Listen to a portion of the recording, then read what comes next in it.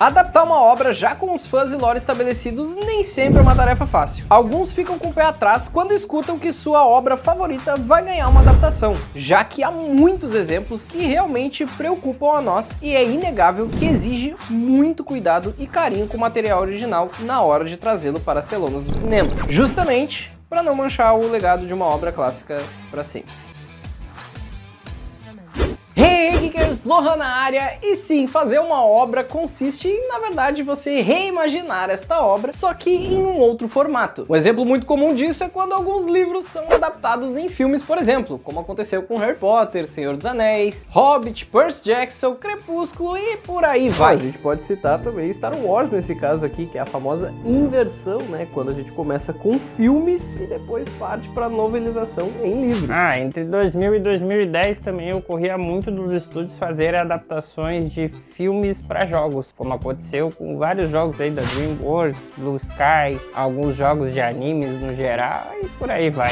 E mais recentemente a gente pode citar também alguns outros jogos que vêm ganhando aí adaptações, como por exemplo Mario, Sonic, The Last of Us, Arcane e vários outros. Exato! E sempre será incrível a gente ver algumas obras que a gente gosta em outros formatos de mídia. Só que obviamente tem a questão que adaptar nem sempre é tão fácil, porque se uma obra foi idealizada para ser originalmente um jogo de videogame, quando se adapta ela para um filme, série ou até livro, perde-se um pouco da magia que é o consumidor controlar o personagem. Perde o aspecto imersivo que te faz ativo na história daquele personagem. Esse é um dos motivos porque é tão difícil adaptar filme de RPG, já que querendo ou não, RPG tem vários finais diferentes, tem várias missões, sidequests e por aí vai. Pois é, cada mídia tem a sua forma, a sua própria maneira de fazer arte e contar uma história. Nos filmes é o audiovisual e uma narrativa contida em si mesmo. Nas séries já é o audiovisual e 2 ou 3 narrativas diversas, a do episódio da semana, da trama da temporada e da trama da série como um todo. Nos livros já é um pouquinho o visual apenas, uma narrativa construída e principalmente a imaginação do leitor. Já nos jogos é o audiovisual, uma narrativa construída ou independente e principalmente o aspecto gameplay. Bom, na minha opinião, eu não vejo problema nenhum em adaptações, eu até acho bem benéfico de certa forma, porque se a gente for pensar que jogos, filmes que foram feitos somente naquela obra passarem para outras mídias, acaba que fica mais na boca do povo e querendo ou não traz mais visão para aquela obra. Né? Esse é o caso de Senhor dos Anéis, que começou com o filme, se tornou vários jogos, teve adaptações de jogos da Lego, teve o Shadow of Mordor, teve alguns outros jogos que foram adaptados até mesmo dos próprios filmes, e mais recentemente teve a série Anéis do Poder, né? Mas aí que vem o ponto, se não forem bem feitas essas adaptações, elas podem acabar manchando a obra original e estragando com todo o legado do autor em questão. E infelizmente é o que acontece com boa parte das obras que são adaptadas em uma outra mídia. E aí chegamos nas perguntas chaves que vamos utilizar para abordar o tema principal desse vídeo. A primeira é, por que exatamente a maioria das adaptações falham? E a segunda, o que exatamente faz uma adaptação ser única e lucrativa? Até o final desse vídeo eu vou te responder essas duas perguntas, mas antes a gente tem que voltar um pouquinho no tempo para a gente entender todo esse desenrolar da coisa, mais especificamente até o século XVIII. Estamos em um período de grande transformação da história, que ocorreu principalmente no século XVIII e XIX, marcando a transição da produção manual e agrícola para a produção em massa das fábricas. Isso trouxe mudanças significativas na economia, na sociedade e na forma como as pessoas viviam. Então, com a Revolução Industrial, as coisas começaram a acelerar. Mas só foi em 1914 que Henry Ford desenvolveu uma esteira de produção que garantisse uma quantidade massiva de criação de seus automóveis, o famoso Fordismo, o que tornou a produção mais eficiente, reduziu custos e tornou os produtos mais acessíveis ao público em geral. Só que nem tudo na vida é um morango. Nesse processo acaba se sacrificando a qualidade do produto. E esse modelo de produção vem sendo algo cada vez mais comum na indústria do entretenimento, tornando os produtos commodities. Já que você vira na esquina e aparece uma nova série da Disney Plus ou na Netflix, vira na outra, a Marvel lançou uma porrada de filmes e a EA já produziu mais de 30 FIFAs diferentes. Ou iguais, você decide. Pô, cara, Além desse processo trazer produtos com qualidade porca, sem explorar o máximo do seu potencial, muitas vezes recebemos produtos mal acabados, como é o caso de muitos jogos, como Cyberpunk, Assassin's Creed e Unity, filmes com CGI descartáveis e furos enormes de roteiro sendo preenchidos por mera conveniência. Não dar a devida atenção às suas obras, excluir os verdadeiros artistas e focar apenas na quantidade e no lucro é bola fora. Se buscarmos uma sustentabilidade de longo prazo, obviamente. E para resolver esse problema, as indústrias optaram por tapar o sol com a peneira, criando um problema ainda maior.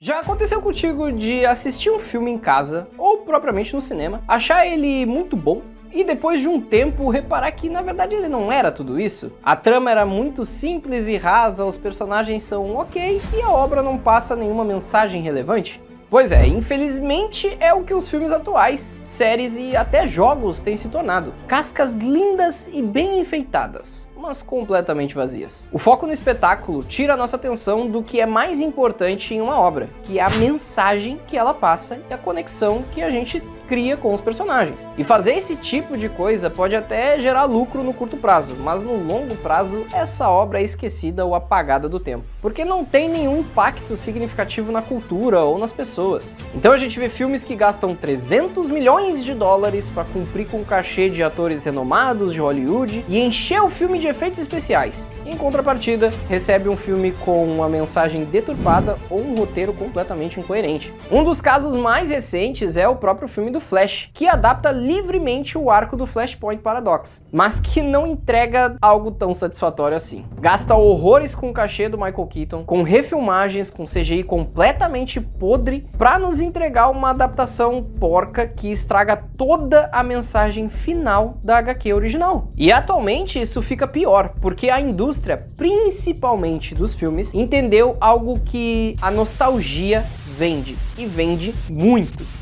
Por isso que você vê hoje Tobey Maguire, Andrew Garfield, Hugh Jackman voltando para os seus antigos papéis. O impacto nostálgico em nós faz com que, com toda certeza, a gente vá correndo para o cinema para querer assistir esse filme. Nós, como fãs, somos muito apegados ao material original, e se a indústria puder utilizar disso para lucrar em cima, ela vai usar aí com muita força. Só que o problema maior é que poucas empresas que entendem esse problema e tentam ousar para criar uma mensagem impactante de verdade, elas acabam destruindo mais ainda com as obras, criando uma base de fan-hate devido a uma falácia. Psicologicamente, uma das principais maneiras de impactar o telespectador em qualquer mídia é buscar subverter a expectativa dentro da trama. A emoção da surpresa é uma das 6 principais emoções humanas e uma das mais poderosas, porque ela sempre anda em conjunto com outra emoção, como medo, tristeza, alegria, raiva ou nojo. Isso foi muito bem usado, por exemplo, em Império Contra-Ataca, quando Vader revela a Luke que ele é seu pai. Eu sou seu pai. Ou em Soldado Invernal, quando é revelado que a S.H.I.E.L.D. está infectada de agentes da Hydra. A S.H.I.E.L.D. não é o que pensamos que fosse. Ela está sendo controlada pela Hydra. Esse é o famoso plot twist, que sempre tem o interesse de te mostrar que algo que era de tal forma, na verdade nunca foi aquilo e você estava sendo enganado.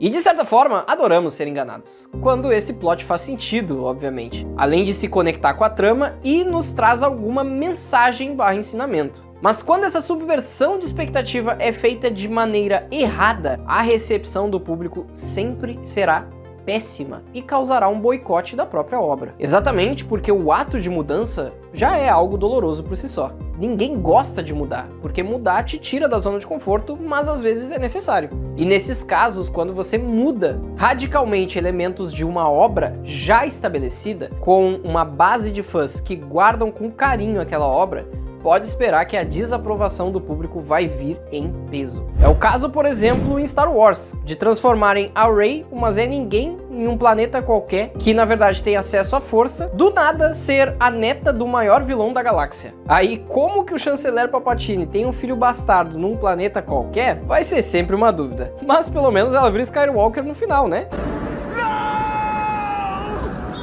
Brincadeiras à parte, outro caso é quando estamos esperando algo épico, já que estamos cheios de ódio, adrenalina, esperando há muito tempo uma batalha e do nada era tudo mentira. Talvez já tenha vindo na tua cabeça o que eu tô me referindo, mas se não veio eu falo, a saga Crepúsculo, Amanhecer Parte 2. Quando é revelado pra nós que toda a batalha final daquele filme e todas aquelas mortes eram apenas visões do Aro. Olha o Twin! Olha o Twin! Nos fazendo ficar mais angustiados com a mentira do que propriamente com as perdas da batalha. Ó o pau quebrando! Eita boa! Liga na base! Agora, pra piorar, eu posso citar também Game of Thrones. A série que começou sendo incrível até a 5ª temporada, se perdeu na 6ª temporada, mesmo tendo um final épico, e da 7ª em diante só foi ladeira abaixo, mostrando um plot twist porquíssimo e muito mal trabalhado, além de ser até previsível. Mas o que faz pior ainda não é nem o plot, e sim 2 aspectos que na minha visão podem ser uma faca de 2 legumes. Quando é lidado com adaptações no cinema, é preciso lembrar, já que alguns não lembram, que nunca será uma história criada do zero, e sim algo que já existe. E obviamente os fãs querem apenas ver aquilo que viram tempos atrás, só que agora em outro formato, seja jogo, seja filme, seja série, live action, etc. Mas nesse caso no cinema, foda-se os fãs. Aqueles que serão os líderes das adaptações apenas fazem o que bem entendem, como bem desejam e não se preocupam nada com o que pensamos sobre a obra. Assim surgem adaptações que alteram completamente a história e se tornam uma porcaria, como foi os filmes de Percy Jackson, Death Note, o famoso Dragon Ball Evolution, Resident Evil, Street Fighter, Mulan ou a mais recente, A Pequena Sereia.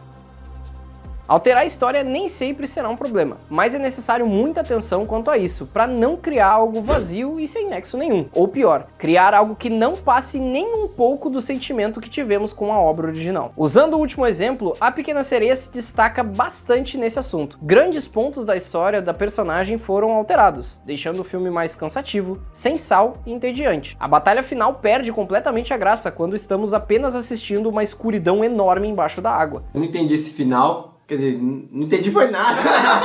A mensagem do filme some e certos personagens se tornam completamente irrelevantes e descartáveis. E ainda dentro desse exemplo, eu consigo puxar para o segundo ponto desse assunto, que são as alterações desnecessárias. Agora falando sobre um ponto um pouquinho espinhoso, vamos lá. A Pequena Sereia conta a história de uma ruiva e branca, o que claramente foi alterado, substituindo esses pontos marcantes da mesma. Mas isso é um problema exatamente? Claro que não. Dentro do contexto geral da história, mudar a etnia da personagem não altera em absolutamente nada. Mas, e aí que vem o ponto, causa estranheza aos fãs da obra, o que muitas das vezes pode causar um efeito negativo muito mais poderoso que o efeito positivo da representatividade, que era o que o filme estava querendo buscar. Se pergunta comigo, será que não venderia muito mais criar uma nova personagem negra? Até porque a história da personagem foi alterada, então deixou de ser uma adaptação realmente. Então por que não criar algo novo, mas no mesmo universo da Pequena Sereia?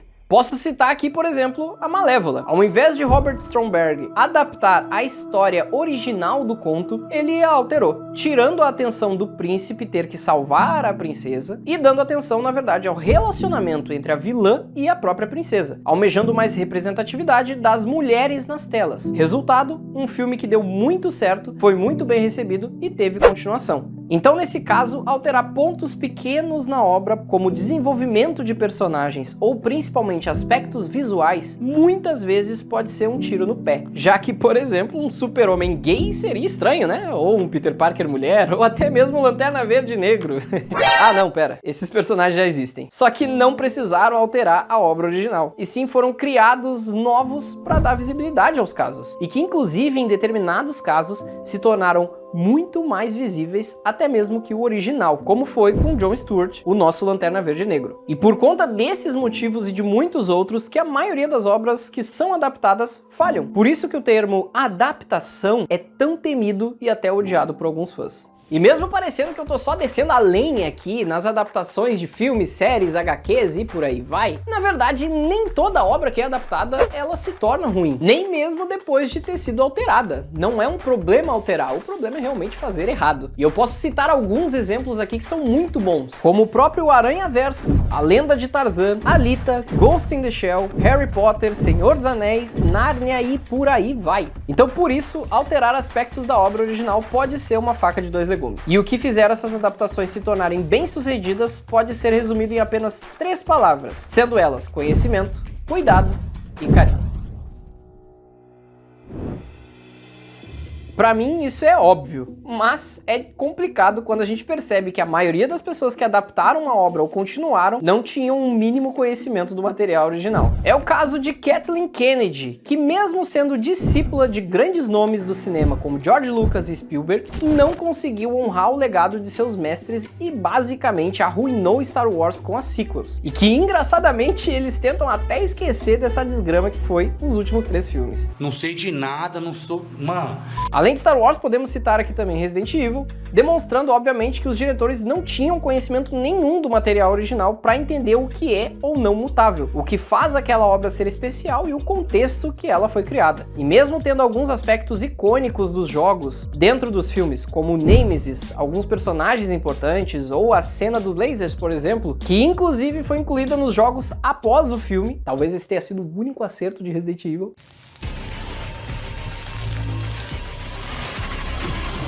ainda assim não é o suficiente. Mas obviamente também temos exemplos positivos sobre conhecer a própria obra, que é o caso da série de The Last of Us, Sonic 2 e mais recentemente a série de One Piece, que mesmo sendo uma série que o próprio Oda esteve do lado de toda a produção para que fosse mantido a identidade do anime e os cuidados corretos, na verdade é um facilitador para provar que ter conhecimento da própria obra facilita a adaptação, até porque a série foi um sucesso. E como eu já citei ter cuidado com as obras várias vezes aqui, bora aprofundar um pouquinho sobre isso.